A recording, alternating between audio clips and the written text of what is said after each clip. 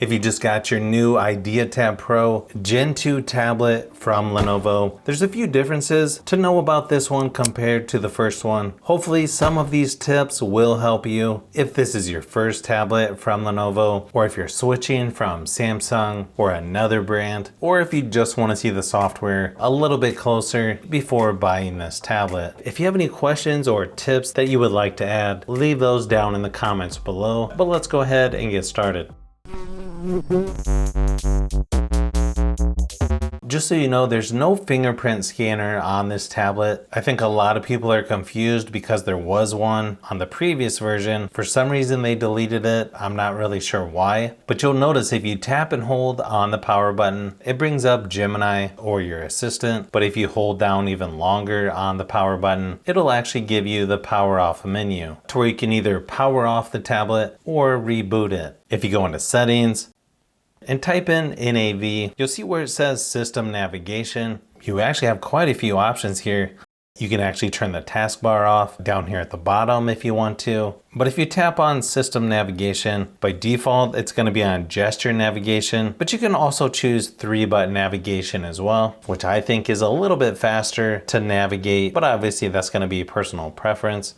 You can also choose the order of the buttons down there as well. You can also switch it from the right side over to the left under virtual key placement, or left-right toggle, where if you tap on the left, the buttons go over there, tap on the right, and they're switched back. You will notice if you swipe down anywhere on the home screen, it's going to bring up your notifications on the left, shortcuts over on the right.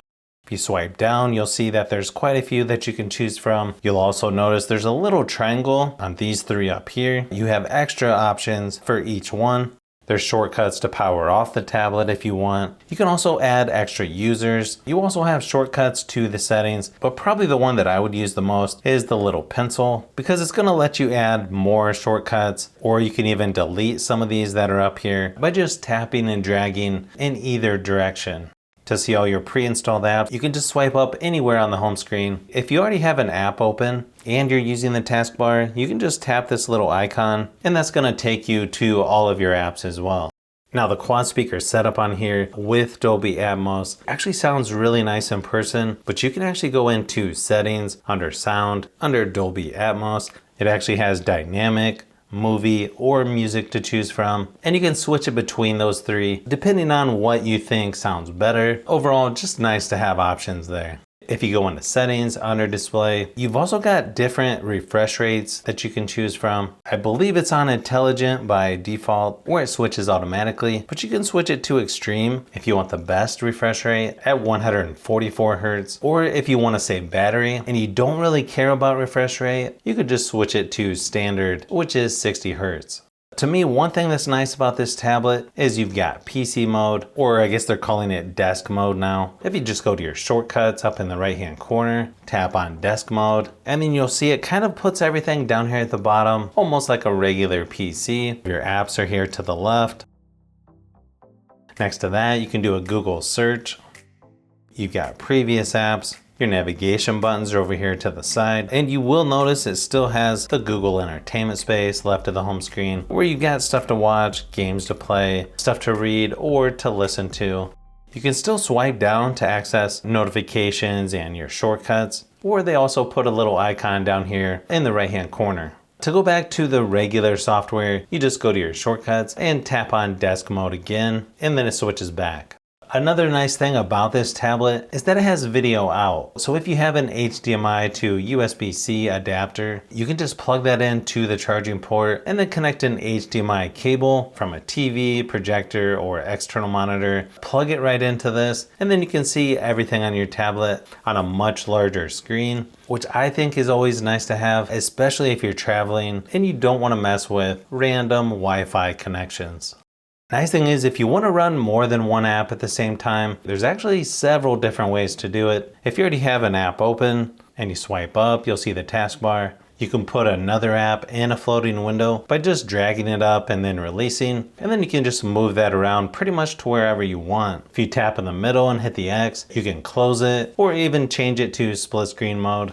You can also tap and drag an app from the taskbar up to the side, and then you've got split screen mode. If you double tap in the middle, it'll switch sides. You can tap and drag to make one side a little bit larger, or you can just tap and drag all the way over to switch back to one app at full screen. You can also go to recent apps, tap and hold, and then you've got floating window and split screen right there. So again, several different ways to do split screen on here, which is always nice to have different ways to do it. If you go to recent apps, you can just swipe up on each app to close it, or you can just go to the top where it says clear all to close all the apps open. If you go to settings under battery, there's actually quite a few things you can change in here. One thing you'll probably want to do is check where it says battery percentage. If I remember, they leave that off by default. I'm not really sure why. I always like to have that turned on. They do have a battery saver that you can turn on, where it's going to turn on dark theme, restrict background activity, and it's going to delay notifications. So just keep that in mind if you turn that on. It's also going to reduce the screen refresh rate and switch off live wallpaper if you have that on.